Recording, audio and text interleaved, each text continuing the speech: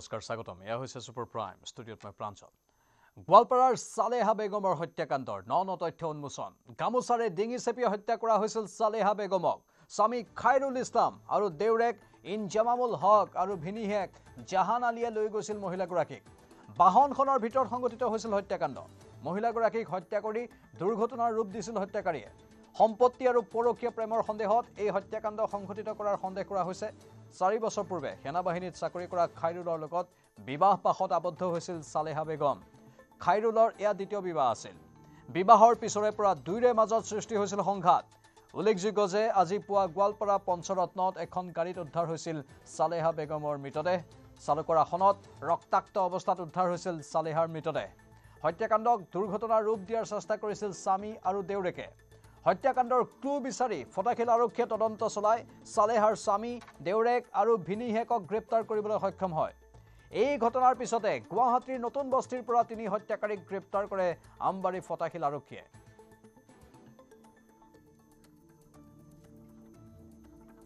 আমি কেইটামান ল'ৰা চিলেক্ট কৰিলোঁ চিনাক্ত কৰি পেলাই আমি তেওঁলোকক মানে লোকেশ্যনো চাই আহিছিলোঁ আগৰ পৰাই আৰু চাই পেলাই মানে আজি তেওঁলোকক কৰায়ত্ব কৰা লখৰা ক'ৰ পৰা ধৰা হ'ল তেওঁলোকক এইটো লখৰা এখন হোটেলৰ পৰা ধৰা গৈছে কি হয় তেওঁলোকে লুকাইছিল হয় নেকি তেওঁলোকে মহিলাগৰাকী তেওঁলোকৰ এজনটো হাজবেণ্ড হয় আৰু এজন হাজবেণ্ডৰ মানে কুলালী হয় মানে দেৱৰ হয় আৰু এজন মানে মানুহ তেওঁলোকৰ মানে কি ভিনিয়েক হয় গোটেইকেইটা পৰিয়ালৰ একেটা পৰিয়ালৰে আত্মীয় একেটা পৰিয়ালৰ মানে এজন মানে আত্মীয়ই দুজনটোতো নিজা ভায়েক ককাই আৰু এজনটো আত্মীয় আৰু তেওঁলোকে মানে কি হে কৰিছে তেওঁলোকে এটা ৰুমত পোৱা গৈছিল হোটেল এখনত আমি এনেকৈ লোকেশ্যনবিলাক চাই আছিলোঁ তেওঁলোকক মানে কি মানে ফ'ল' আপ কৰি আছিলোঁ এনেকৈ তেওঁলোক কৰায়ত্ব কৰি গোটেই কিহৰ কাৰণে মাৰ্ডাৰটো হ'ল কিবা গম পাইছে নেকি এইটো মষ্ট প্ৰবেবলিটো ফেমিলি মেটাৰ হয় তেওঁলোকৰ ফেমিলিত কিবা আগৰ পৰা কিছুদিন আগৰ পৰা মানে অলপ এনেকুৱা চলি আছিল আৰু আগত কিহৰ বাবে মানে ক্লেছটো কি কাৰণ ক্লেছটো মানে তেওঁলোকৰ মানে সম্পৰ্ক বা মানে কি আপোনাৰ সম্পত্তি সেইখিনি গোটেইখিনি ইনভলভমেণ্ট আছে অকল এটা ইনভলভমেণ্ট নহয় ইনভেষ্টিগেশ্যন চলি আছে আপোনাৰ এটা বুলি নকওঁ বা যেতিয়া তেওঁ মানে কি গ'ল মানে তেওঁ সোমাইছিল ঘৰত তেতিয়া আমি চাইছিলোঁ যে দুজন ল'ৰা অলৰেডি তেওঁৰ পিছা কৰিছে আৰু সেই বেচিছত আমি মানে কি ফ'ল' আপ কৰা গৈছে খাইৰুল ইছলামজৰ তেওঁৰ হাজবেণ্ড হয় তেওঁ ছাৰ্ভিচ কৰে আৰ্মিত আৰু তেওঁৰ ইনজামুল হক তেওঁৰ ভায়েক হয় তেওঁ আৰ্মিত ছাৰ্ভিচ কৰে আৰু এজন আছে আপোনাৰ জাহান আলী তেওঁ সম্পৰ্কীয় ভিনিয়েক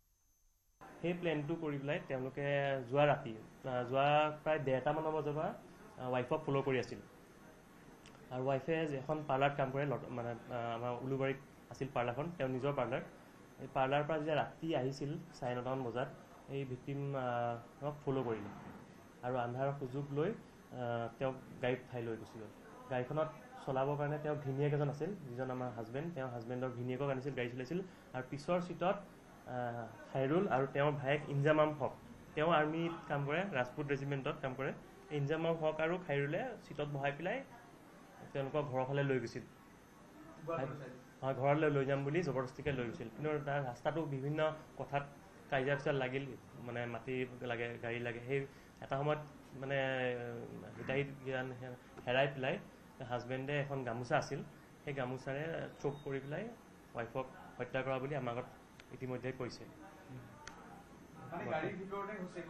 হয় গাড়ীৰ ভিতৰতে হৈছে অতি ভয়ংকৰ ঘটনা আৰক্ষীয়ে ইতিমধ্যে বিৱৰণী দিলে কেনেধৰণৰ লোমহৰ্ষক হত্যাকাণ্ড ইতিমধ্যে আপোনালোকে গম পাইছে পুনৰবাৰ জনাইছোঁ গোৱালপাৰাৰ সালেহা বেগমৰ হত্যাকাণ্ডৰ ন তথ্য এনেধৰণেই উন্মোচন হ'ব ধৰিছে গামোচাৰে ডিঙি চেপি হত্যা কৰা হৈছিল সালেহা বেগমক স্বামী খাইৰুল ইছলাম আৰু দেউৰেক ইনজামামুল হক আৰু ভিনিহিয়েক জাহান আলীয়ে মহিলাগৰাকীক লৈ গৈছিল বাহনখনৰ ভিতৰত সংগঠিত হৈছিল এই হত্যাকাণ্ডটো মহিলাগৰাকীক হত্যা কৰি দুৰ্ঘটনাৰ ৰূপ দিছিল হত্যাকাৰীয়ে সম্পত্তি আৰু পৰকীয়া প্ৰেমৰ সন্দেহত এই হত্যাকাণ্ড সংঘটিত কৰাৰ সন্দেহ কৰা হৈছে 4 বছৰ পূৰ্বে সেনাবাহিনীত চাকৰি কৰা খাইৰুলৰ লগত বিবাহ পাশত আবদ্ধ হৈছিল সালেহা বেগম খাইৰুলৰ এয়া দ্বিতীয় বিবাহ আছিল আৰু বিবাহৰ পিছৰে পৰাই দুইৰে মাজত সংঘাত হৈছিল এই মহিলাগৰাকীৰ গুৱাহাটীত এখন পাৰ্লাৰ আছে আৰু কৰ্মসূত্ৰে তেওঁ কেনেধৰণে সেই পাৰ্লাৰখনত প্ৰতিদিনেই গৈছিল সেই কথাও আৰক্ষীয়ে তদন্তত পাইছে আৰু তাৰ পাছত কেনেধৰণে হত্যাকাণ্ড সংঘটিত হ'ল সেইখিনিও আৰক্ষীয়ে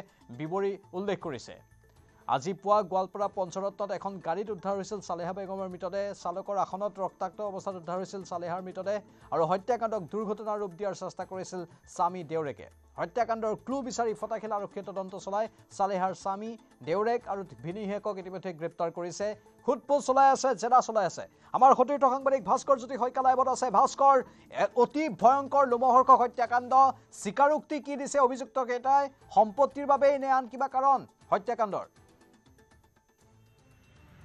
নিশ্চয়কৈ প্ৰাঞ্জল ইতিমধ্যে কৈছোৱে যে যিগৰাকী আচলতে মহিলাক আচলতে হত্যা কৰা হৈছিল হত্যা কৰাৰ পিছতেই তিনিগৰাকীকৈ যি অভিযুক্ত আছিল অভিযুক্তক ইতিমধ্যে আৰক্ষীৰ জালত পৰিছে তেওঁলোকক ইতিমধ্যে যি ফটাখিল আৰক্ষী থানাত সোধা পোছা অব্যাহত ৰাখিছে আৰু যি আচলতে সোধা পোছাত তেওঁলোকে মন্তব্য কৰিছে যে প্ৰায় নিশা 9:30মান বজাত তেওঁলোকে যি দাঁতালপাৰা আছিল দাঁতালপাৰাৰ পৰা আচলতে বকুৰ ফালে তেওঁক লৈ যোৱা হৈছিল আৰু বকুৰ সেই যি ৰত্নমলী হোটেল আছিল সেই হোটেলৰ ওচৰত আচলতে তেওঁক ৰখাইছিল গাড়ীখন ৰখাইছিল তাৰ পিছতে এখন গামোচাৰে আচলতে ডিঙিত মেৰিয়াই তেওঁক চেপি পেলাই হত্যা কৰা বুলি ইতিমধ্যে তেওঁলোকে স্বীকাৰোক্তি প্ৰদান কৰিছে কিন্তু প্ৰাঞ্জল এই মুহূৰ্তত এটা ডাঙৰ কথা আমি ক'বলৈ ওলাইছোঁ বা ডাঙৰ খবৰ ইতিমধ্যে দিবলৈ ওলাইছোঁ যিগৰাকী মহিলাক লৈ গৈছিল আচলতে তেওঁৰ স্বামী আৰু তেওঁৰ যি দেউৰেক আছিল দেউৰেকৰ লগতে এগৰাকী ড্ৰাইভাৰ তেওঁৰ যিগৰাকী স্বামী আছিল স্বামীৰ ভিনিহিয়েক আছিল সেইগৰাকী ড্ৰাইভাৰ ইতিমধ্যে আমি সেই খবৰ লাভ কৰিছোঁ আৰু এই যি হত্যাকাণ্ড সংঘটিত হৈছিল এই হত্যাকাণ্ড সংঘটিতৰ ঘটনাৰ আঁৰত আচলতে যি আচলতে পৰকীয়া প্ৰেম বুলি ক'ব লাগিব পৰকীয়া প্ৰেমৰ জহত এনেকুৱা ধৰণৰ ঘটনা হোৱা বুলি ইতিমধ্যে ক'ব পাৰি আৰু যি এইগৰাকী লোকৰ নাম কৈছিলোঁ আৰ্মিত তেওঁলোকে আৰ্মিত তেওঁ আচলতে চাকৰি কৰিছিল যোৱা আৰ্মিত চাকৰি কৰি এইগৰাকী লোকৰ আচলতে ইছলামৰ খাইৰুল ইছলামে এইগৰাকী দ্বিতীয় পত্নী আছিল আৰু দ্বিতীয় পত্নী থকাৰ পিছতো আচলতে তৃতীয়গৰাকী পত্নীৰ কাৰণে তেওঁ হাবাথুৰি খাইছিল আৰু এই কথা যেতিয়াই আচলতে এই মহিলাগৰাকীয়ে গম পাইছিল মহিলাগৰাকীয়ে গম পোৱাৰ পিছত এই খাইৰুলে ভাস্কৰ প্ৰথমগৰাকী পত্নীৰ সৈতেও কিবা অমানৱীয় কাম সংঘটিত কৰিছিল নেকি হয় নিশ্চয়কৈ প্ৰাঞ্জল আমি যিমান দূৰ আচলতে খবৰ লাভ কৰিছোঁ প্ৰথমগৰাকী পত্নীৰ মৃত্যু হৈছে বুলি আমি খবৰ লাভ কৰিছোঁ কিন্তু সেই প্ৰথমগৰাকী পত্নী আচলতে এগৰাকী সন্তান থকা বুলি খবৰ পাইছোঁ তাৰপিছতে আচলতে এই দ্বিতীয়গৰাকী পত্নীক বিয়া কৰাইছিল খাইৰুলে তাৰপিছতে আচলতে এই দ্বিতীয়গৰাকী পত্নীক বিয়া কৰাৰ পৰা 4 বছৰ সম্পূৰ্ণ হৈছিল 4 বছৰ সম্পূৰ্ণ হোৱাৰ পিছত আচলতে তেওঁ পুনৰ এগৰাকী মহিলাৰ প্ৰেমত পৰিছিল বুলি খবৰ পাইছোঁ নগাঁৱৰ এগৰাকী মহিলাৰ প্ৰেমত পৰিছিল আৰু সেই প্ৰেমৰ কথা যেতিয়া এই পৰকীয়া প্ৰেমৰ কথা মানে ভাস্কৰ আন এগৰাকী মহিলাৰ সৈতে প্ৰেম হোৱাৰ বাবেই বৰ্তমানৰ পত্নীগৰাকীক হত্যা কৰি দিলে সেইটোৱে কাৰণ নে সম্পত্তিৰ কিবা কাৰণ থাকিব পাৰে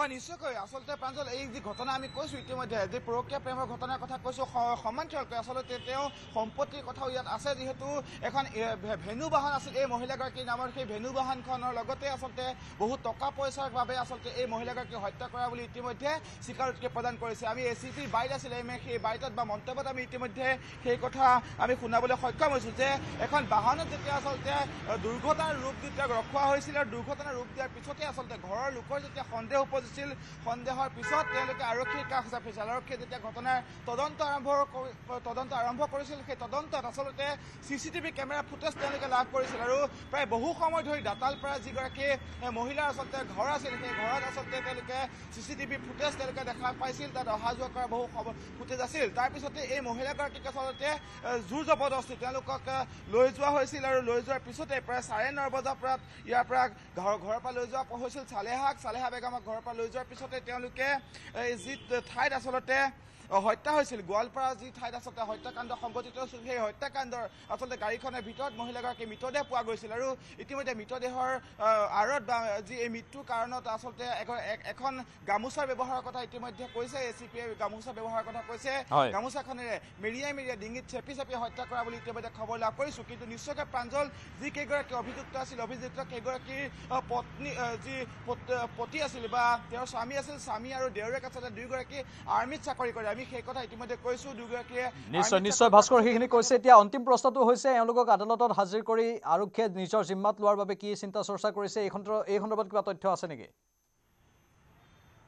নিশ্চয়কৈ প্ৰাঞ্জল বৰ্তমান সময়তো আচলতে যি আমবাৰী থানাত তেওঁলোকক সোধা পোছা অব্যাহত ৰাখিছে পৰৱৰ্তী সময়ত তেওঁলোকে তদন্তৰ যি অন্তিম অৱস্থা পাবগৈ তেতিয়া নিশ্চয় হয়তো তেওঁলোকক কেনেকুৱা ধৰণৰ ব্যৱস্থা গ্ৰহণ কৰা হয় পৰৱৰ্তী সময়ত নিশ্চয়কৈ জনাবলৈ সক্ষম হ'ম প্ৰাঞ্জল ধন্যবাদ জনাইছোঁ ভাস্কৰ শইকীয়া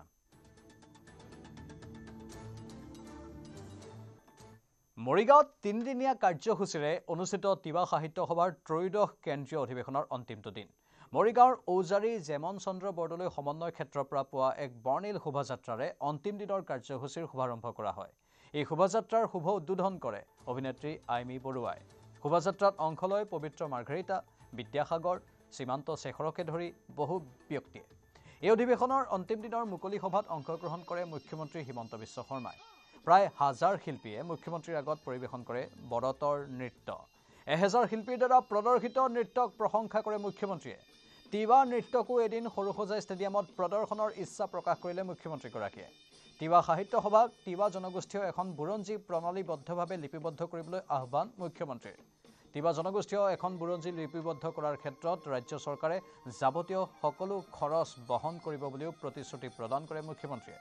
কোনো পৰিস্থিতিতে নিজৰ ভৰিৰ তলৰ মাটি যাতে কাকো কাঢ়ি দিবলৈ নিদিয়ে তাৰ বাবে তিৱা জনগোষ্ঠীয় প্ৰতিগৰাকী লোকক আহ্বান মুখ্যমন্ত্ৰীৰ।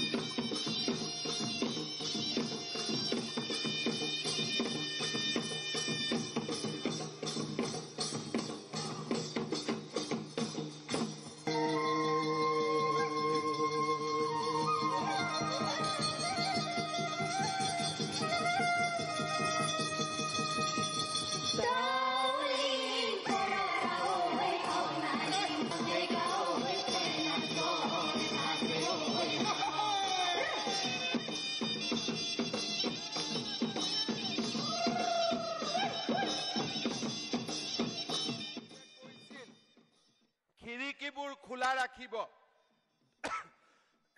দুৱাৰবোৰ খোলা ৰাখিব, নতুন বতাহ আহিব, তাত কোনো আপত্তি নাই। কিন্তু ঘৰৰ ভেটিটো আমি কাকোৱে লৈ যাবলৈ অনুমতি দিব নোৱাৰো, সি লাগিলে আমাৰ নিজৰ কিমানে আপোন নহওক কিয়। এই ধৰণে তিৱা জনগোষ্ঠীটোৰ লোকসকলে এক জাতীয় সত্তাৰে সৈতে যদি আগবাঢ়ি যায়, ৰমাকান্ত দেউৰীয়ে কোৱাৰ দৰে তিৱা ভাষা, সাহিত্য, কলা, সংস্কৃতি, ধৰ্ম, আচাৰ, ৰীতি নীতিও এদিন জগত সভালৈ যাব, তাক মই বিশ্বাস কৰোঁ। আৰু আমাৰ নৱ প্ৰজন্মই এই কামত মনোনিৱেশ কৰিব বুলি মই আশা কৰোঁ। চাৰণ বিলৰ সন্মুখৰ 3 কঠা মাটিত তিৱা সাহিত্য সভাই এখন কলাক্ষেত্ৰ ৰূপায়ণৰ বাবে মোক প্ৰস্তাৱ দিছে। সেই প্ৰস্তাৱ অনুসৰি যিমানখিনি পুঁজিৰ প্ৰয়োজন হ'ব সেই পুঁজিখিনি আগবঢ়োৱাৰ প্ৰতিশ্ৰুতি মই আজিৰ সভাতে ঘোষণা কৰিছোঁ। 3 মাহৰ ভিতৰত আপোনালোকে মোক প্লেন আৰু এষ্টিমেট বনাই দিলে তাক মই অনুমোদন দিম আৰু এই বছৰৰ ভিতৰতেই আমি জোঙাল বলহু গড়ত নিৰ্মিত আমাৰ যি পৰ্যটন ক্ষেত্ৰ তাকো আমি ৰাইজৰ বাবে মুকলি কৰি দিম। ইতিমধ্যে কলাক্ষেত্ৰই শেষ পৰ্যায়ত আহি উপনীত হৈছে। তিৱা মাখনলাল তখৰাই ইফালে আকৌ ৰমাকান্ত দেউৰীৰ মুখত শুনা গ'ল গান। দীঘলীয়া ভাষণ দি আমনি লগাত গানকেই জুৰিলে বিধায়ক ৰমাকান্তই। স্বৰচিত আধুনিক গীত পৰিৱেশন কৰি ৰাইজক আমোদ দিলে ৰমাকান্তই। এইবাৰ ৰমাকান্তৰ মুখত শুনা গ'ল তেওঁৰে ৰচিত অ' মুখ্যমন্ত্ৰী ডাঙৰীয়া আমাৰ মাটি ঘূৰাই দিয়া শীৰ্ষক গীত। গানটো গোৱাৰ পিছত আকৌ সকলোকে নাচিবলৈও আহ্বান জনালে ৰমাকান্ত দেউৰীয়ে। নিজৰ গানেৰে প্ৰায়ে চৰ্চাত থকা ৰমাকান্ত আকৌ এবাৰ হৈ পৰিল চৰ্চাৰ কেন্দ্ৰবিন্দু।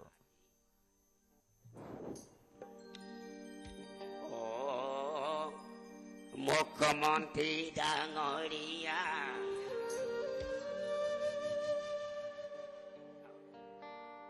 আমাৰ মাটি ঘূৰাই দিয়া,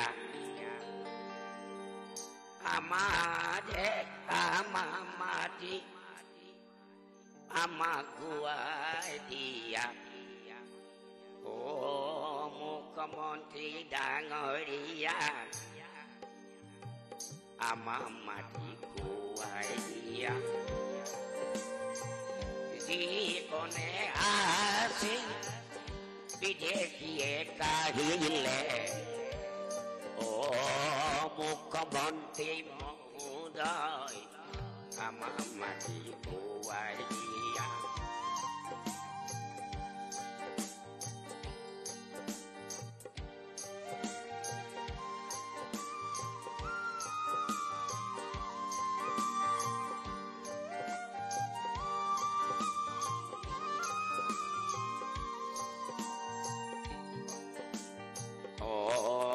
মুখ্যমন্ত্ৰী ডাঙৰীয়া বিদেশীকে দিয়া ডাঙৰীয়া বেদখল উচ্ছেদ কৰা আমাৰ মাটি আমাৰ জাতি আমাক ৰক্ষা কৰা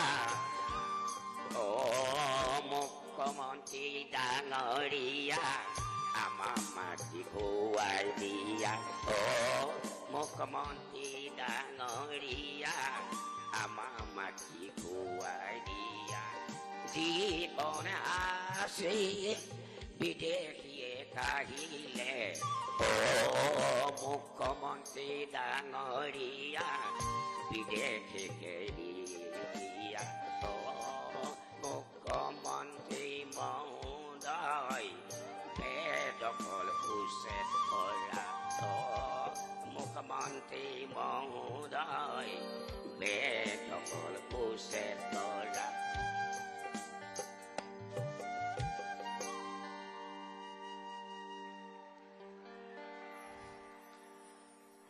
মুখ্যমন্ত্ৰী মহোদয়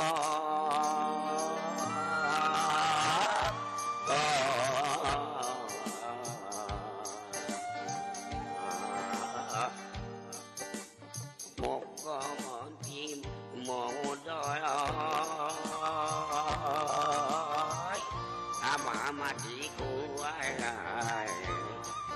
দিয়া নমস্কাৰ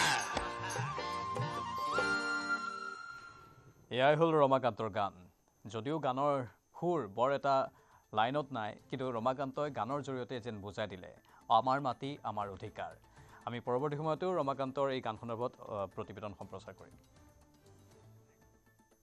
পৰৱৰ্তী খবৰ অভিনেতা সুশান্ত সিং ৰাজপুতৰ মৃত্যুৰ ঘটনাই জোকাৰিছিল সমগ্ৰ দেশ ৰহস্যজনক অৱস্থাত অভিনেতাজনৰ কোঠাত তেওঁৰ মৃতদেহ উদ্ধাৰ হৈছিল পবিত্ৰ ৰিষ্টা ধাৰাবাহিকখনেৰে অভিনয় জীৱনৰ পাতনি মেলা অভিনেতাজনে পৰৱৰ্তী সময়ত বলিউডত অভিনয়েৰে নিজৰ এক সুকীয়া স্থান গঢ়িছিল লাখ লাখ অনুৰাগীৰ মৰম বুটলিবলৈ সক্ষম হৈছিল আৰু তাৰ মাজতেই অহা তেওঁৰ অস্বাভাৱিক মৃত্যুৰ বাতৰিয়ে সকলোকে হতবাক কৰি পেলাইছিল প্ৰথম অৱস্থাত তেওঁৰ মৃত্যু আত্মহত্যা বুলি সন্দেহ কৰা হৈছিল কিন্তু পৰিয়ালৰ লোকে সুশান্তৰ মৃত্যুৰ আঁৰত পাইছিল ৰহস্যৰ গোন্ধ সুশান্তৰ মৃত্যু আত্মহত্যাৰ পৰিৱৰ্তে হত্যাকাণ্ড বুলি দাবী কৰিছিল পৰিয়ালে অভিযোগৰ আঙুলি উঠিছিল প্ৰেয়সী ৰিয়া চক্ৰৱৰ্তীলৈ সিবিআইক হস্তান্তৰ কৰা হৈছিল তদন্তৰ দায়িত্ব কিন্তু সকলো অভিযোগ খণ্ডন কৰি সিবিআইয়ে আদালতত দাখিল কৰিলে ক্লোজাৰ ৰিপৰ্ট কোনো তথ্য প্ৰমাণ নোপোৱাৰ বাবে এয়া হত্যাকাণ্ড নহয় আত্মহত্যাৰহে ঘটনা বুলি নিশ্চিত কৰিলে সিবিআইয়ে অভিনেতাগৰাকীৰ মৃত্যুৰ 5 বছৰৰ পাছত সিবিআই দাখিল কৰে ক্লোজাৰ ৰিপৰ্ট গোচৰটো তদন্ত কৰি থকা সিবিআইৰ এজন প্ৰাক্তন বিষয়াই CNN নিউজ 18ক জনাইছে যে এয়া হত্যাৰ গোচৰ বুলি দেখুৱাবলৈ কোনো মৌখিক বা বাস্তৱিক প্ৰমাণ নাছিল সিবিআইয়ে ইমান দিনে অপেক্ষা কৰিছিল অভিনেতাগৰাকীৰ ভগ্নীক খুদপুছ কৰিবলৈ যিয়ে ফাউল প্লেৰ অভিযোগ উত্থাপন কৰিছিল কিন্তু তেওঁ সিবিআইৰ সন্মুখত হাজিৰ হোৱা নাছিল আনকি বৈজ্ঞানিক প্ৰমাণেও সুশান্ত সিং ৰাজপুতৰ মৃত্যুৰ গোচৰত কোনো ধৰণৰ ফাউল প্লে দেখুৱাব পৰা নাই সেয়েহে অৱশেষত ক্লোজাৰ ৰিপৰ্ট দাখিল কৰাৰ সিদ্ধান্ত লোৱা হয় এই সন্দৰ্ভত প্ৰতিক্ৰিয়া প্ৰকাশ কৰিছে বম্বে হাইকোৰ্টৰ জ্যেষ্ঠ অধিবক্তা তথা ৰিয়া চক্ৰৱৰ্তীৰ অধিবক্তা সতীশ মানচিন্দে তেওঁ সিবিআইক এই তদন্তৰ দায়িত্ব লোৱাৰ লগতে গুৰুত্ব সহকাৰে তদন্ত আগুৱাই নিয়াৰ বাবে কৃতজ্ঞতা জনায় সিবিআইয়ে এই গোচৰটো যথাসম্ভৱ সকলো দিশেৰে নিৰীক্ষণ কৰিছে সকলো পুংখানুপুংখভাৱে নিৰীক্ষণ কৰি সিবিআইয়ে ক্লোজাৰ ৰিপৰ্ট দাখিল কৰিছে বুলি উল্লেখ কৰে জ্যেষ্ঠ অধিবক্তাজনে লগতে তেওঁ কয় সোশ্যাল মিডিয়া আৰু ইলেক্ট্ৰনিক মিডিয়াৰ ভুৱা আখ্যানৰ সম্পূৰ্ণ অনাহক আছিল ৰিয়া চক্ৰৱৰ্তী অকথিত দুৰ্দশাৰ সন্মুখীন হৈছিল ন্যায়াধীশ সাৰং ভি কটৱালে জামিনত মুকলি নকৰালৈকে তেওঁৰ কোনো দুখ নোহোৱাকৈ 27 দিন কাৰাগাৰত থাকিবলগীয়া হৈছিল বুলি উল্লেখ কৰিছে উল্লেখযোগ্য যে সুশান্ত সিং ৰাজপুতৰ পিতৃ মাতৃয়ে ৰিয়াৰ বিৰুদ্ধে সুশান্তৰ আত্মহত্যাত উদগনি যোগোৱাৰ অভিযোগ উত্থাপন কৰিছিল পাছত অভিনেতাগৰাকীৰ মৃত্যুৰ তদন্তৰ সময়ত উত্থাপিত হোৱা ড্ৰাগছ সম্পৰ্কীয় গোচৰত নাম সাঙুৰ খোৱাত গ্ৰেপ্তাৰ হৈছিল ৰিয়া 2020 চনৰ ছেপ্টেম্বৰত নাৰ্কটিক্স কণ্ট্ৰোল ব্যুৰোৱে গ্ৰেপ্তাৰ কৰিছিল ৰিয়া চক্ৰৱৰ্তীক আৰু সেই বছৰৰ 13 জুনত অভিনেতাজনৰ মৃত্যুৰ আগনিশা তেওঁ নিশাৰ আহাৰ গ্ৰহণ কৰি খোৱা কোঠালৈ যায় 14 জুনৰ পুৱা প্ৰায় 2 বজাত তেওঁ দুটা ফোন কৰিছিল মানে পুৱতি নিশাৰ সময়ত এটা ৰিয়া চক্ৰৱৰ্তীলৈ আৰু আনটো অভিনেতা মহেশ শেট্টিলৈ অৱশ্যে কোনো এগৰাকীও তেওঁৰ ফোনৰ উত্তৰ দিয়া নাছিল সেইদিনা পুৱাই সোনকালে তেওঁ সাৰ পাই তেওঁ গুগলত স্কিজোফ্ৰেনিয়া বাইপোলাৰ ডিছঅৰ্ডাৰ আৰু বিঘীন মৃত্যুৰ বিষয়ে সাৰ্চ কৰাৰ তথ্য পোৱা গৈছিল 14 জুনৰ তেওঁৰ মৃত্যু খবৰ পোৱাৰ পাছতে উপস্থিত হৈছিল আৰক্ষীয়ে তেওঁৰ মৃতদেহ উদ্ধাৰ কৰি মৰণোত্তৰ পৰীক্ষাৰ বাবে প্ৰেৰণ কৰে মৰণোত্তৰ প্ৰতিবেদনত প্ৰকাশ পাইছিল যে তেওঁ চিপ লৈছে कल्याण के पिताजी बोले थे कि हमने कुछ जानते हैं सुसाइड ही होगा बाद में किस विषय पर वो रिसर्च किए कि ये सुसाइड नहीं हत्या ये तो हम नहीं जानते हैं तो अब सही है कि गलत है ये हम कैसे बतावें वो जो भी इंक्वायरी किए हैं जो भी चीज़ को एकत्रित किए हैं वो किस सोच से किए हैं क्या किए हैं ये सब तो हम नहीं जानते हैं जो किए हैं वो ठीक किए अभी चाहते हैं और अगर इस तरह से जो हुआ है वो निष्कर्ष तो कम से कम निकलेगा कि आखिर वो सुसाइड था या हत्या था और इसमें सुशांत का भी केस निकल साफ हो जाएगा कि आखिर इसमें क्या हुआ था हाँ क्योंकि 5 साल हो गए अभी तक कोई फाइनल डिसीजन इसमें नहीं है अब उम्मीद है कि सरकार बदली है पहले की सरकार में इस सरकार में बहुत फर्क है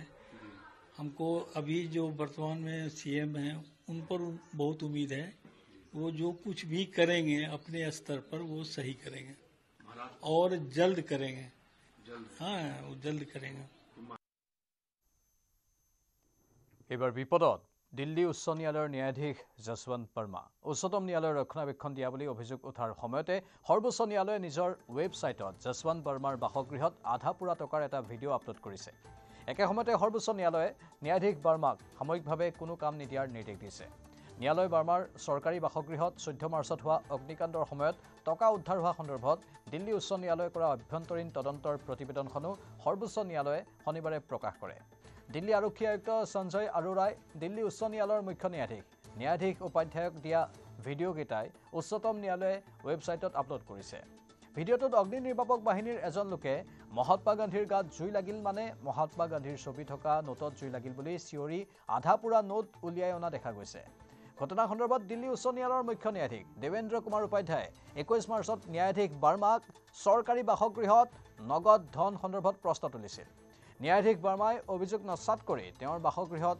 নগদ ধন নাছিল বুলি দাবী কৰি আহিছে লক্ষণীয়ভাৱে উচ্চতম ন্যায়ালয়ে সৰ্বোচ্চ ন্যায়ালয়খনৰ কলেজিয়ামৰ কেইবাগৰাকী জ্যেষ্ঠ সদস্যৰে আলোচনাৰ অন্তত দিল্লী উচ্চ ন্যায়ালয়ৰ প্ৰতিবেদনখন ৰাজহুৱা কৰে ৰাজধানীৰ ন্যায়মূৰ্তিৰ ধনৰ ভিডিঅ' মুকলি কৰিলে দেশৰ সৰ্বোচ্চ ন্যায়ালয়ে দেশৰ ন্যায় ব্যৱস্থাক সাধাৰণ জনতাৰ কাঠগড়ালৈ লৈ যোৱা দিল্লী উচ্চ ন্যায়ালয়ৰ ন্যায়াধীশ যশৱন্ত বৰ্মা এবাৰ বিপদত পৰিছে এটা অগ্নিকাণ্ডই ফাদিল কৰিছিল ন্যায়ৰ মূৰ্তিৰ তথাকথিত অন্যায় ন্যায়াধীশ যশৱন্ত বৰ্মাৰ ঘৰত কোটি কোটি টকা পোৱাৰ ঘটনা পোহৰলৈ অহাৰ পাছতে চৌদিশে অব্যাহত চৰ্চা সকলো হতবাক হৈ পৰিছে ন্যায়কৰ্তাগৰাকীৰ ঘৰত টকাৰ দম দেখি ন্যায়াধীশ বৰ্মাক তদন্ত শেষ নোহোৱালৈ কোনো দায়িত্ব নিদিয়াৰ নিৰ্দেশ দিছে উচ্চতম ন্যায়ালয়ে গঠন কৰা হ'ল 3জনীয়া ন্যায়িক তদন্ত কমিটি দেশৰ ন্যায় ব্যৱস্থা জোকাৰি যোৱা কাণ্ডৰ ভিডিঅ' মুকলিৰ পাছতে আচৰিত হৈ পৰিছে সকলো দেশজুৰি ককৰ্থনাৰ পাছতে 3জনীয়া ন্যায়িক তদন্ত কমিটি গঠন কৰি দিলে সৰ্বোচ্চ ন্যায়ালয়ে দেশৰ ন্যায় ব্যৱস্থাক সাধাৰণ জনতাৰ কাঠগড়ালৈ লৈ যোৱা দিল্লী উচ্চ ন্যায়ালয়ৰ ন্যায়াধীশ যশৱন্ত বৰ্মা এইবাৰ বিপদত পৰিছে ন্যায়পালিকাৰ প্ৰতিনিধিৰ ঘৰত পোৱা টকাক লৈ কৌতূহলৰ সৃষ্টি হৈছিল অভিযোগ উঠিছিল উচ্চতম ন্যায়ালয়ে বৰ্মাক ৰক্ষণাবেক্ষণ দিয়াৰ সেই অভিযোগক নস্যাৎ কৰি সৰ্বোচ্চ ন্যায়ালয়ে ৰাজহুৱা কৰিলে আধা পুৰা নোটৰ এই ভিডিঅ' অফিচিয়েল ৱেবছাইটৰ যোগেদি বৰ্মাৰ বাসগৃহৰ আধা পুৰা টকাৰ ভিডিঅ' আপলোড কৰিলে সুপ্ৰিম কোৰ্টে ন্যায়াধীশ বৰ্মাক তদন্ত শেষ নোহোৱালৈ কোনো দায়িত্ব নিদিয়াৰ নিৰ্দেশ দিছে সৰ্বোচ্চ ন্যায়ালয়ে 14 মাৰ্চতেই ঘটিছিল ন্যায়াধীশ বৰ্মাৰ চৰকাৰী বাসগৃহত এই অগ্নিকাণ্ড জুই নুমুৱাবলৈ গৈ ন্যায়াধীশৰ ঘৰত টকাৰ পাহাৰ দেখি অগ্নি নিৰ্বাপক বাহিনী স্তম্ভিত হৈ পৰিছিল। তাৰ পাছতে বিষয়টোক লৈ চৰ্চা আৰম্ভ হৈছিল। কিন্তু ন্যায়মূৰ্তিৰ দুৰ্নীতিৰ এনে ভয়ংকৰ তথ্য পোহৰলৈ অহাৰ পাছত সামুকীয়া তদন্তক লৈ হৈছিল তীব্ৰ প্ৰতিক্ৰিয়া। 14 মাৰ্চত সংঘটিত এই ঘটনাৰ 21 মাৰ্চলৈকে কোনো ব্যৱস্থা নোলোৱাক লৈ ক্ৰোধিত হৈছিল দেশৰ আইনজীৱী, নেতা, জনতা। ইয়াৰ মাজতে অভিযুক্ত ন্যায়াধীশ বাৰ্মাক এলাহাবাদ হাইকোৰ্টলৈ বদলিক লৈ হৈছিল প্ৰতিক্ৰিয়া। এলাহাবাদ উচ্চ ন্যায়ালয় ডাষ্টবিন নহয় বুলি সৰব হৈছিল বাৰ এছ'চিয়েশ্যন। মত প্ৰকাশ কৰিছিল ৰাজনীতিকেও। বদলি আৰু আভ্যন্তৰীণ তদন্ত পৃথক বুলি উচ্চতম ন্যায়ালয়ে কৰা মন্তব্যৰ প্ৰতিক্ৰিয়া প্ৰাক্তন এটৰ্নী জেনেৰেল মুকুল ৰহতগীৰ। ন্যায়পালিকাৰ দুৰ্নীতিৰ প্ৰসংগ পালেগৈ উচ্চ সদনৰ মজিয়াও। ৰাজ্যসভাত ঘটনাক লৈ সৰব হ'ল কংগ্ৰেছ নেতা জয়ৰাম ৰমেশ। ঘটনাক লৈ আশ্চৰ্য প্ৰকাশ ৰাজ্যসভাৰ সভাপতি জগদীপ ধনখড়ৰ। যদি এনে ঘটনা কোনো ৰাজনীতিক অথবা উদ্যোগপতিৰ ঘৰত হ'লহেঁতেন তেতিয়া তাৎক্ষণিকভাৱে তেওঁৰ বিৰুদ্ধে ব্যৱস্থা লোৱা হ'লহেঁতেন। কিন্তু ন্যায়াধীশৰ ঘৰত ধন উদ্ধাৰৰ ঘটনাৰ তদন্ত তেনেদৰে নোহোৱাটো দুৰ্ভাগ্যজনক। এই সন্দৰ্ভত বিধায়িনী আৰু বিৰোধী দলপতিৰে আলোচনা কৰি বিষয়টো সদনত চৰ্চাৰ পোষকতা ধনখড়ৰ। সদনত ন্যায়াধীশ বাৰ্মাৰ কাণ্ডৰ বিষয়ে মহা অভিযোগৰো সম্ভাৱনা। অৱশ্যে এতিয়াও বিষয়টো দেশৰ তদন্তকাৰী সংস্থাৰ টেবুললৈ নোযোৱাক কেন্দ্ৰ কৰিও সৃষ্টি হৈছে ৰহস্য। বিষয়ক গাপ দিবলৈ হেঁচা প্ৰয়োগ কৰাৰো অভিযোগ উঠিছে। ঘটনাৰ দিনা টকা পোৱা বুলি কোৱা অগ্নি নিৰ্বাপক বাহিনীৰ কৰ্মচাৰীয়ে মাৰিছিল পাভলুটি। ন্যায়াধীশ বাৰ্মাই পোনতে অস্বীকাৰ কৰিছিল বিষয়টো। ভিডিঅ' ৰাজহুৱা হোৱাৰ পাছতে এয়া ষড়যন্ত্ৰ বুলি আখ্যা দিছে বাৰ্মাই। নিজে অথবা পৰিয়ালৰ সদস্যই তাত টকা নুঠোৱাৰ দাবী কৰিছে বাৰ্মাই। ন্যায়াধীশৰ দুৰ্নীতিক লৈ সৰব দেশৰ প্ৰবীণ আইনজীৱী কপিল চিবালু। দেশৰ অন্য এজন জ্যেষ্ঠ অধিবক্তা নলিন কোহলিয়ে কয়, কোনো ধৰণৰ দুৰ্নীতি সহ্য কৰাটো সমীচীন নহয়। এই ঘটনাক কেন্দ্ৰ কৰি চৰ্চা হৈছে দেশৰ প্ৰতিটো স্তৰত। দেশৰ সৰ্বোচ্চ ন্যায়ালয়ৰ চকুৰ সন্মুখতেই ৰাজধানীৰ ন্যায়াধীশৰ এনে কাণ্ডক কেন্দ্ৰ কৰি উদ্বিগ্নতা প্ৰকাশ কৰিছে সকলোৱে। ইডি, CBIকে ধৰি দেশৰ শীৰ্ষস্থানীয় তদন্তকাৰী সংস্থাৰো হস্তক্ষেপ কামনা কৰিছে একাংশই। कैश मिल रहा है उसको घर वापसी का इनाम दिया जा रहा है। इलाहाबाद हाईकोर्ट क्या डस्टबिन है, कचरा बिन है? करप्शन के खिलाफ हाईकोर्ट बार बिल्कुल स्ट्रांग फुटिंग पे खड़ा है। हम उसका स्वागत यहाँ नहीं होने देंगे। It is indeed a very, very serious matter. The report suggests that the Supreme Court Collegium has taken cognizance of it, and if so, we should wait for what the Supreme Court Collegium finally decides about this matter. Court और न्यायालय में भी 2-4-5% ऐसे जज हैं जिसके चलते आज भी हमारा संविधान जिंदा है, आज भी हमारी न्याय व्यवस्था जिंदा है। मिडिल क्लास, कॉमन लोग, गरीब लोग अब के लिए न्याय प्रक्रिया बहुत महंगी हो चुकी। बहुत गंभीर है। कम से कम मुझे तो ऐसा कभी याद नहीं आता है कि किसी जज के घर पे इस प्रकार का एक आरोप आए जिसमें करोड़ों रुपए कैश में पकड़े जाए। पकड़े और किस हालात में पकड़े गए या उसकी जानकारी मिली है। उसमें ये जानकारी जो मिली है, वहां उनके घर के एक बाहर जो कमरे में आग लगी, फायर ब्रिगेड के लोग आए और वो वीडियोस दिखाते हैं कि जले हुए नोट है करोड़ों के मात्रा में। अब उसके तुरंत बाद चीफ जस्टिस साहब जो देश के हैं, जस्टिस संजीव खन्ना और कॉलेजियम के बाकी जो वरिष्ठ न्यायाधीश हैं, justice Gavai, justice Suryakant, justice Oka, justice Vikramnath, उन्होंने दिल्ली के मुख्य न्यायाधीश जस्टिस उपाध्याय से कहा कि एक इंक्वायरी करे, कम से कम प्रश्न जवाब ढूंढिए इसके लिए। तो वो इंक्वायरी रिपोर्ट जो मीडिया में जानकारी मिली है उसमें 2-3 सवाल पूछे गए, भाई ये इस पैसे के बारे में आपका क्या कहना है? क्योंकि उसके बाद जब हाईकोर्ट की तरफ से लोग उस घर में गए थे तो वहां कुछ दिखा नहीं। तो पहले वीडियो दिखा रहे हैं कि वहां जले हुए नोट हैं, दूसरे जानकारी जो आई है मीडिया में वहां साफ हो गया। तो अगर साफ हुआ है तो किसने हटाया, क्या है? ये गंभीर सवाल है। तो अब सुप्रीम कोर्ट ने एक इंक्वायरी कमेटी बनाई है जिसमें 2 मुख्य न्यायाधीश, पंजाब और हरियाणा के जस्टिस शील नागू और हिमाचल प्रदेश हाईकोर्ट के जस्टिस संधावालिया और साथ में कर्नाटका हाईकोर्ट के जस्टिस अनु शिवरामन, वो इसकी पूरी जानकारी लेंगे। लेकिन बड़ा प्रश्न ये है कि इस प्रकार का कुछ भी आरोप एक न्यायाधीश के सामने के ऊपर आए, एक जज के सामने, कि उनके घर में करोड़ों रुपए बरामद हो और जल रहे हैं, तो इसका जवाब तो निकलना चाहिए और सत्य निकलना चाहिए, क्योंकि इसके बहुत गंभीर परिणाम होते हैं जो हमारी न्यायपालिका पे, लेकिन साथ साथ इस बात का कहना भी उतना ही महत्वपूर्ण है, एक व्यक्ति चाहे किसी भी वर्ग के हों, चाहे वो राजनीति में हो, किसी व्यवस्था में काम करते हो या कानूनी प्रक्रिया में काम करते हो, उनकी वजह से पूरे सिस्टम को बदनाम नहीं करना चाहिए।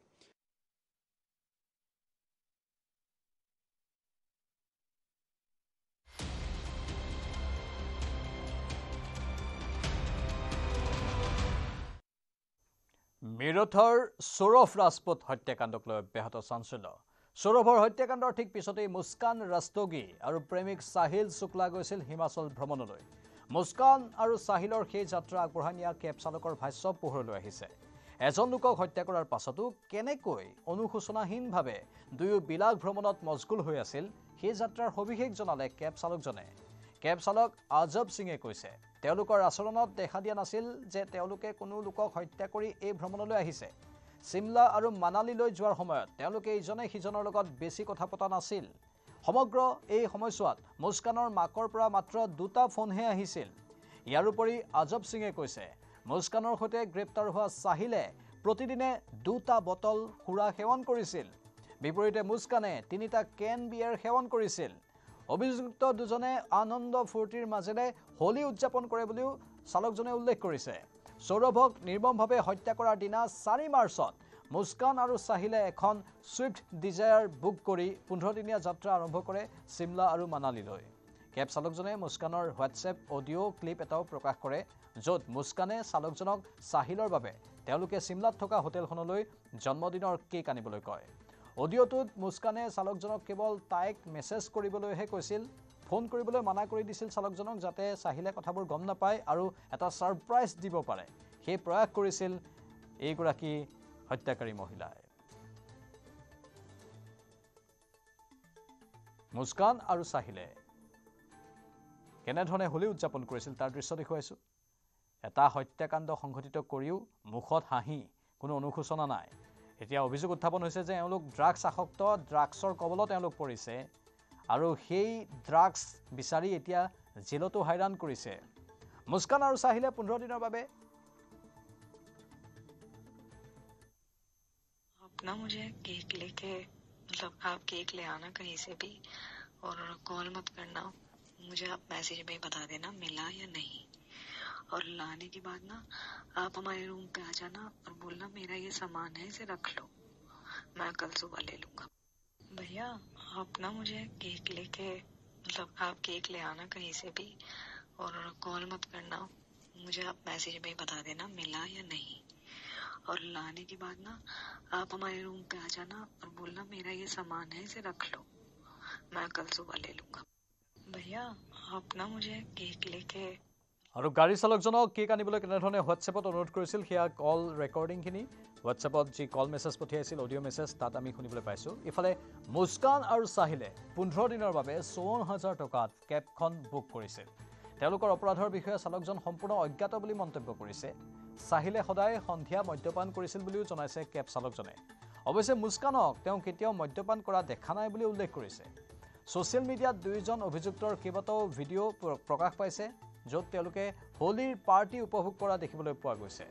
আন এটা ভিডিঅ'ত বিশেষ দৃশ্য দেখা গৈছে, যিটো ভিডিঅ' ইতিমধ্যে ভাইৰেল হৈছে, য'ত মুস্কানে কাছলত সাহিলৰ জন্মদিন উদযাপন কৰি কেক খুৱাই থকা দেখিবলৈ পোৱা গৈছে কাছল নামৰ সেই স্থানটুকুৰা। উল্লেখযোগ্য যে হোটেলত থকাৰ সময়ত হেনো মুস্কান আৰু সাহিলে হোটেলৰ কৰ্মচাৰীক ৰুম চাফা কৰিবলৈও সোমাবলৈ দিয়া নাছিল। দুয়ো 6 দিন কাছলত থাকি 10 মাৰ্চৰ পৰা 16 মাৰ্চলৈকে স্বামী স্ত্ৰী হিচাপে পৰিচয় দিছিল। এই কথা হোটেল অপাৰেটৰ অমন কুমাৰে জানিবলৈ দিছে। অমন কুমাৰে লগতে কৈছে, পৰ্যটকসকলে কাছললৈ গৈ সৌন্দৰ্য উপভোগ কৰে যদিও মুস্কান আৰু সাহিলে নিজৰ কোঠাতেই সোমাই থাকিছিল। গোটেই দিনটোত এবাৰহে গাড়ী লৈ ওলাই গৈছিল দুয়ো। হোটেলৰ কৰ্মচাৰীৰ সৈতে দুয়োৱে ন্যূনতমো যোগাযোগ ৰক্ষা কৰা নাছিল বুলি জানিবলৈ দিয়ে হোটেলৰ কৰ্মচাৰীজনে। गाड़ी में खाना खा रहा था जी, उस टाइम पे मैंने मोबाइल का नेट बंद कर रखा था, वहाँ डाटा कुछ ज्यादा ही खा रहा था मेरा मोबाइल का। मैंने वहाँ नेट बंद कर दिया। जब नेट बंद करके जब खाना वाना खा के मगर ये नेट चला, जैसा ऑन करा तो कॉल मैसेज आए हुए थे। मैंने जब जैसे उनकी सुनी तो कह भैया आप कॉल मत करना, आप मेरे को चैट पे ही बात करना। हाँ, वो लड़के ही दाद जब यहाँ से मेरठ से ले गया था शिमला, वहाँ जब ड्रिंकिंग करी थी, दारू वारू बियर वियर पी थी, फिर उसके बाद में होटल में कहीं रास्ते में रोक के 2 बोतल ली थी, फिर वहीं ठेके पे से नो भैया ठेके पे रोकना, दारू वारू लेनी है। मगर अच्छा भैया मैं रोक देता हूँ। और मेरठर संवाददाता निखिल अग्रवाला हमारे साथ फोन लाइन से। निखिल, इन्वेस्टिगेशन में और क्या कुछ सामने आया है? देखिए, इन्वेस्टिगेशन की अगर बात करें तो मुस्कान और साहिल को गिरफ्तार कर लिया गया है। कल पुलिस उसका रिमांड लेगी, जिसके बाद पूरा सीन रिक्रिएट करेगी और इस सीन रिक्रिएट करने में ये समझा जाएगा कि कैसे कैसे ये हत्याकांड को अंजाम दिया गया। इस पूरे हत्याकांड को लेकर पुलिस लगातार इन्वेस्टिगेशन कर रही है। हिमाचल में भी पुलिस की एक टीम गई हुई है जो ये जान रही है कि कहीं कोई तथ्य वहां तो नहीं छुपा है, कोई सबूत वहां तो नहीं छुपा दिया है। इसके अलावा ये जांच कर रही है कि कहां कहां इन लोगों ने अय्याशियां की है, इस अय्याशियों में कौन कौन से पैसे इन्वॉल्व थे, क्या सौरभ के पैसे पर अय्याशी की गई है।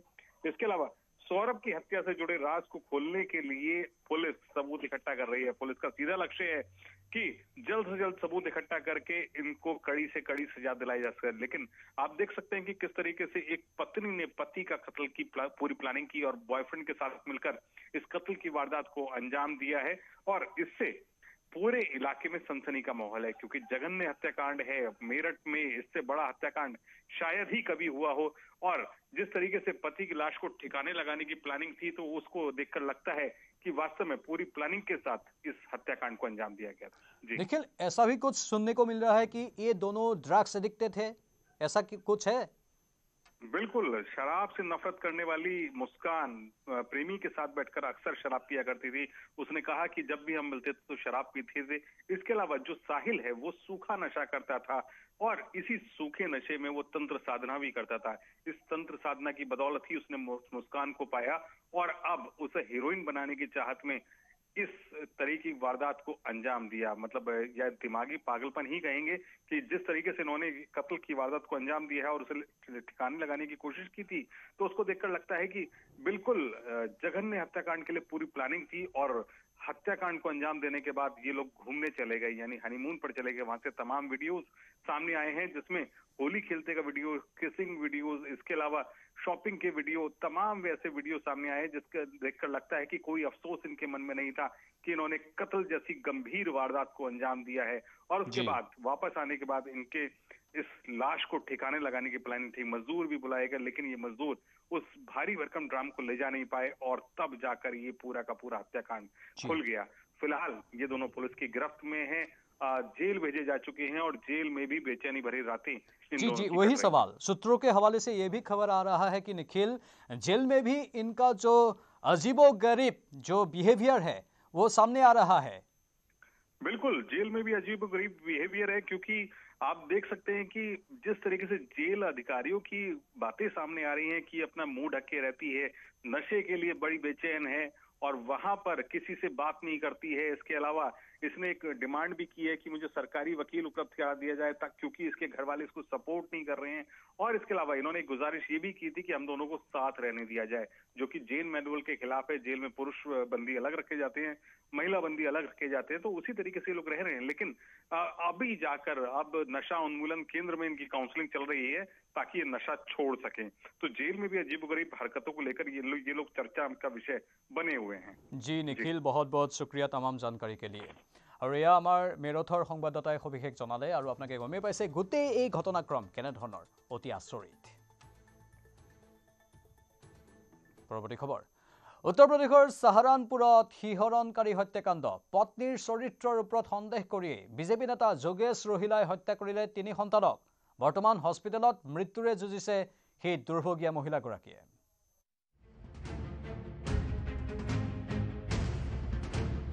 সন্দেহৰ ভয়ংকৰ পৰিণতি,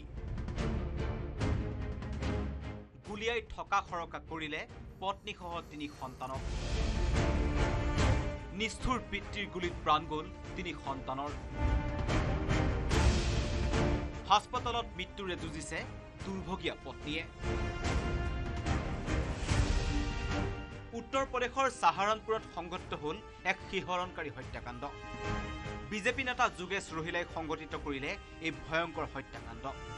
পত্নীৰ চৰিত্ৰৰ ওপৰত সন্দেহ কৰি বিজেপি নেতা যোগেশ ৰোহিলাই সংগঠিত কৰিলে এই জঘন্য কাণ্ড। শনিবাৰে পত্নীয়ে ঘৰত শুনি আছিল ৰোমান্টিক গান শুনাক লৈ পত্নীৰ সৈতে কাজিয়াত লিপ্ত হয় যোগেশ ৰহিলা। উল্লেখ্য যে দীৰ্ঘদিন ধৰি অন্য যুৱকৰ সৈতে সম্পৰ্ক থকাৰ সন্দেহ কৰি পত্নী নেহাৰ ওপৰত নিৰ্যাতন চলাই আহিছিল বিজেপি নেতাজনে। কেৱল ইমানেই নহয়, তৃতীয় সন্তান শিৱাংশুৰ DNA টেষ্ট কৰিব বিচাৰিছিল যোগেশ ৰহিলাই। শনিবাৰে কথাৰ তৰ্কাতৰ্কিৰ মাজতেই নিজৰ অনুজ্ঞাপত্ৰ থকা পিষ্টলেৰে পত্নী নেহা, 11 বছৰীয়া শ্ৰেষ্ঠা, 6 বছৰীয়া দেৱাংশু আৰু 4 বছৰীয়া শিৱাংশুক গুলীয়ালে যোগেশ ৰহিলাই। নিষ্ঠুৰ পিতৃৰ গুলীত থিতাতেই প্ৰাণ গ'ল 3 সন্তানৰ। গুলীবিদ্ধ পত্নী নেহা মৃতপ্ৰায় অৱস্থাত পৰি ৰ'ল নিজ সন্তানৰ তেজৰ ওপৰতেই।